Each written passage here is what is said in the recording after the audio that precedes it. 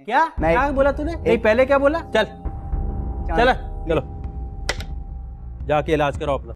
So guys welcome to daily football madness. और काफी interesting news आ रही है। ये जो इंटरेस्टिंग न्यूज है ये क्या है ये आपको भी मैं थोड़ी देर में बताता हूँ।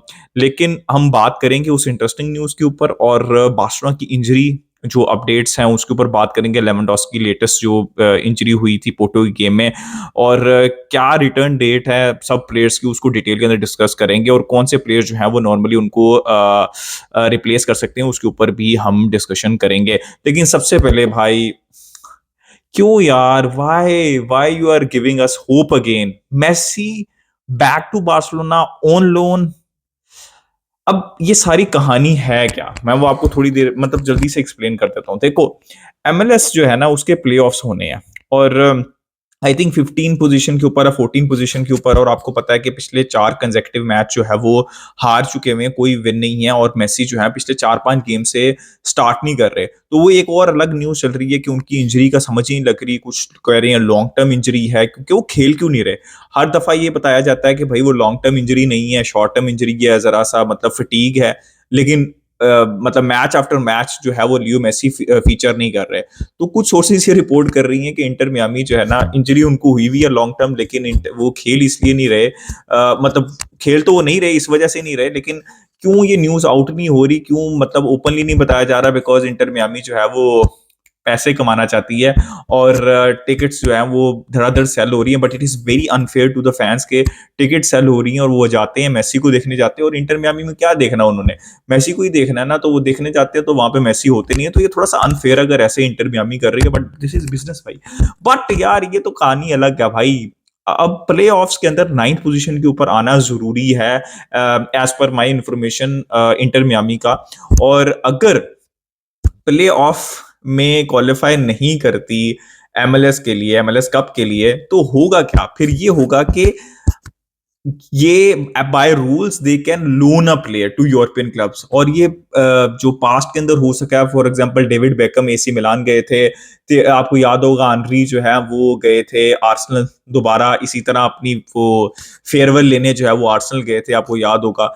तो क्या हम होप कर सकते हैं? नहीं भाई, मैं ज्यादा इसके ऊपर अपने वो लगाना नहीं चाहता, उम्मीदें नहीं लगाना चाहता था कि that Messi will be back. देखो वो एक सारी अलग डिस्कशन है, क्या बारसा को मेसी की अभी जरूरत है या नहीं है, वो एक सारी अलग डिस्कशन है। ये मैं वो एक अलग साइड के ऊपर किसी और दिन डिस्कशन करेंगे। लेकिन अगर ऐसा हो जाता है तो I would be obviously happy कि 6 मंथ्स के लिए मेसी आते हैं। इंजरीज भी बहुत ज्यादा हो चुकी हुई हैं तो थोड़ा सा हेल्प हो जाएगी।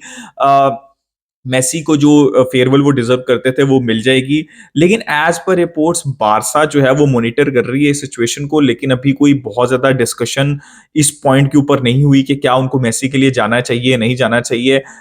यार देखो ओवरऑल ये काफी इंटरेस्टिंग चीज लग रही है कि यार चलो अगर वो प्लेऑफ के लिए क्वालिफाई नहीं करते, Messi comes at Barcelona for 6 months और उसके बाद उनको फेयरवेल मिलेगी, बार्सिलोना को थोड़ी सी हेल्प हो जाएगी। डेफिनेटली बार्सा को शायद दोबारा पूरी सैलरी नहीं देनी पड़ेगी, शायद एफएफपी जिसमें ऑलरेडी मार्जिन बहुत कम है तो शायद सैलरी बारसा को सारी ना देना पड़े। तो there is a chance, so there is a possibility, very slim possibility. News चल रही है, मैंने कहा आपको बता दूं, लेकिन मुझे बहुत अनलाइकली लगता है। एक तो इंटर मियामी क्वालिफाई कर लेती हैं प्लेऑफ्स के लिए, जो कि थोड़ा सा अनलाइकली है, लेकिन कर लेते हैं तो किस्सा कहानी खत्म हो जाएगा। लेकिन अगर वो क्वालिफाई नहीं भी करते तो बादशाह के पर्सपेक्टिव से एफएफपी के अंदर मार्जिन बहुत कम है। और विक्टर रोक भाई, मजाक चल रहा है, विक्टर रोक कहेंगे भाई मैं रहने देता हूँ, फिर मैं रियल मैड्रिड चला जाता हूँ। तो विक्टर रोक को ही विंटर के अंदर साइन करना इतना बड़ा चैलेंज होगा तो मेसी की तो बहुत दूर की बात है। खैर ये न्यूज चल रही थी भाई, Messi don't wink at me man. आपने थंबनेल में देख लिया होगा यार, ये क्यों चलती है भाई न्यूज। यार मुझे तो ऐसा लगता है कि भाई ये हर अभी ये विंटर में दोबारा चलेगी लोन वाली, ठीक है, अगर वो प्लेऑफ्स के लिए नहीं क्वालिफाई करते, फिर मुझे लगता है कि दोबारा समर के अंदर कहानी चलेगी। फिर मुझे लगता है कि 2025 के समर के अंदर दोबारा कहानी चलेगी जब वो न्यू वेल ओल्ड बॉयज का चल रहा है उनका कि वो वहां अपने बॉयहुड क्लब में जाना चाहते हैं, तो फिर बारसा की चलेगी। भाई जब तक मेसी का फेयरवेल मैच नहीं ना हो जाता है तब तक ये न्यूज चलती रहेगी। बट ठीक है यार, एक इंटरेस्टिंग न्यूज थी, मैंने आप लोगों के साथ शेयर कर दी। But looks very unlikely. But यार स्पोर्टिंग वाइज हम किसी और दिन डिस्कशन करेंगे क्या ये ठीक है या नहीं है। बट अगर आप मतलब as a Messi fan boy हो के सोचे तो मे बी 6 मंथ्स, बट रहने देते हैं। खैर सीरियस बिजनेस की तरफ आते हैं। यार देखो, इंजरी हो गई है लेवेंडोस्की, वेरी अनफॉर्चुनेटली भाई, बहुत इंजरीज हैं। रफीनिया, पेड्री, फ्रैंकी डियोंग, अब Lewandowski is also out for 3 to 4 weeks, और very likely that he will miss El Clasico. अब बारसा की आगे कितनी गेम्स हैं, ठीक है, बारसा की ग्रेनाडा के अगेंस्ट गेम है, फिर इंटरनेशनल ब्रेक है, फिर एथलेटिक क्लब है, फिर चैंपियंस लीग का गेम है अगेंस्ट शाख्तार, और उसके बाद एल क्लासिको है। तो बहुत अनलाइकली लग रहा है कि वो एल क्लासिको में पार्टिसिपेट करेंगे। देखें, जो भी इनिशियल रिपोर्ट आती है ना, वो मैक्सिमम ड्यूरेशन बताई जाती है। तो जैसे फॉर एग्जांपल पेड्री का केस है, पहले पेड्री का भी बताया जा रहा था कि थोड़ा लंबा जाएगा, अक्टूबर के एंड तक चला जाएगा, लेकिन Aahista Aahista news, positive news ही आई है कि ट्रेनिंग भी उन्होंने स्टार्ट कर दी है, कोई इंटरनेशनल ब्रेक के बाद ही माइट बी अवेलेबल, और क्लासिको के लिए पेड्री जो है अवेलेबल होंगे। But on the other hand Lewandowski की अभी ये न्यूज है विच इज वेरी अनफॉर्चुनेट कि भाई लेवेंडोस्की एल क्लासिको के लिए अवेलेबल नहीं होंगे। So it's not just about El Clasico. अभी ग्रेनाडा एथलेटिक क्लब के अगेंस्ट जो है वो काफी इंपॉर्टेंट मैच है बार्सिलोना का। फिर आपको पता है चैंपियंस लीग में थोड़ा सा प्रेशर ऑफ हो चुका है, बिकॉज आप 6 पॉइंट्स एक्यूमुलेट कर चुकी हैं, आप अवे पोर्टो जीत चुके हुए हैं, बट फिर भी भाई अल क्लासिको में होपफुली फिंगर क्रॉस्ड के लेवेंडोस्की अवेलेबल हो। But as of now, as per news, latest news, Lewandowski का बहुत अनलाइकली लग रहा है। पेड्री का मैं ऑलरेडी आपको बता चुका हूं कि पॉजिटिव न्यूज है कि वो एल क्लासिको के लिए अवेलेबल होंगे, हो सकता है कि वो एथलेटिक क्लब के गेम के लिए भी अवेलेबल हों, ठीक है।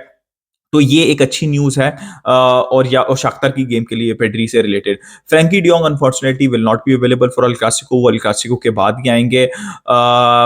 इसके अलावा और कौन सी यार, रफीनिया, हाँ रफीनिया की भी एक अच्छी न्यूज है कि इंटरनेशनल ब्रेक के बाद ही माइट बी अवेलेबल, और एल क्लासिको के लिए, एल क्लासिको अब मेन ऑब्वियसली वो बेंचमार्क है, उसके लिए शायद वो अवेलेबल होंगे। तो Raphinha will be available, Pedri will be available, Lewandowski is doubtful, और फ्रैंकी डियोंग का बहुत ज्यादा चांसेस है कि वो अवेलेबल नहीं होंगे। तो ये एज पर लेटेस्ट रिपोर्ट्स जो न्यूज है वो मैंने आप लोगों के साथ शेयर कर दिया। अब यार ग्रेनाडा के मैच के अंदर ऑब्वियसली हम डिस्कस करेंगे डिटेल में जब मैच आएगा करीब, बट कौन से प्लेयर्स जो हैं वो रिप्लेस करेंगे। यार हर्नांडेस का नाम आ रहा है, एक पाओ विक्टर है उनका नाम आ रहा है, और एक आध और प्लेयर है उनका नाम आ रहा है कि बारसा के स्क्वाड के अंदर वो जो है वो एज अ बेंच प्लेयर जो है उनको इंक्लूड किया जाएगा। अलारकॉन की न्यूज आ रही थी कि ऑब्वियसली चावी की फर्स्ट प्रेफरेंस वही है, लेकिन अलारकॉन जो है वो भी सीरियस इंजरी से आ रहे हैं, तो शायद उनको इंक्लूड नहीं किया जाएगा। अब स्टार्टिंग 11 में तो ऑब्वियसली आपके पास सिर्फ 3 ही ऑप्शन बचे हैं। लमीन यमाल बचे हैं, फेरन टोरेस बचे हैं, और जाओ फिलिक्स बचे हैं, जो कि ऑलरेडी जाओ फिलिक्स और मतलब लमीन यमाल तो वैसे ही 16 साल के हैं, उनके ऊपर इतना लोड पड़ रहा है, ठीक है। और आपको पता है पोर्टो के गेम में जो हुआ, उसके अलावा जाओ Felix day in and out match खेल रहे हैं जब से वो बार्सिलोना के लिए आए हैं, कोई मैच उन्होंने मिस नहीं किया। आई थिंक शायद नहीं, किसी भी मैच के अंदर आई थिंक उनको रेस्ट नहीं दिया गया था। फेरन टोरेस भी रेगुलरली खेले, लेकिन उनको थोड़ा बहुत जो है वो रेस्ट मिल चुका है। अब इमेजिन करें आप, बिल्कुल भी आपके पास मार्जिन नहीं, आपको इन प्लेयर्स को खिलाना ही पड़ेगा अंटिल को कोई एक आध प्लेयर, पेड्री, रफीनिया में से कोई वापस आ जाए, तब तक आपको खिलाना पड़ेगा। और इंजरी के चांसेस है, तो होपफुली इंजरी ना हो, this is what I am hoping. मुझे ऐसा लग रहा है फर्मीन लोपेस को यहाँ पे चांस मिलेगा, और उनको अवेल भी करना चाहिए चांस, और फर्मीन लोपेस को मिलना भी चाहिए यहाँ पे चांस। बाकी आपको पता है वही रोमेओ गुंडोगन का भी ऑप्शन है मिडफील्ड के अंदर, और बैकलाइन के अंदर आपके पास तकरीबन सारी ऑप्शंस अवेलेबल हैं, विच इज गुड, बिकॉज आपका डिफेंस सॉलिड रहेगा, तो आप किसी ना किसी तरीके से एक आध गोल करके मैचेस निकाल लेंगे। तो बारसा फैंस को भी अंडरस्टैंड करना चाहिए कि हम अभी इंजरी क्राइसिस के अंदर हैं, और अगर हम जैसे तैसे करके पॉइंट्स निकाल लेते हैं ना, that is the most important thing. क्योंकि देखो, ना लेवेंडोस्की है, ना पेड्री है, ना रफीनिया है, ना फ्रैंकी डियोंग का, तो मैं प्यारी गेम खेल ले तो बहुत अच्छी बात है, बट मैं एक्सपेक्टेशन नहीं लगा रहा, बिकॉज प्यारी गेम खेली जाती है प्यारे प्लेयर्स के साथ। तो अब लिमिटेशंस हैं, लेकिन ये अपडेट थी यार। मेसी का क्या होगा बताएं कमेंट सेक्शन के अंदर, और किन प्लेयर्स को रिप्लेस करना चाहिए, इंजर्ड प्लेयर्स को, क्या स्टार्टिंग 11 होनी चाहिए नेक्स्ट मैच में, वो भी बताएं कमेंट सेक्शन में। अभी तक के लिए इतना ही। लाइक, सब्सक्राइब, शेयर की। Enjoying football. Until next time, it's a good bye from me, मिस कल बारसा।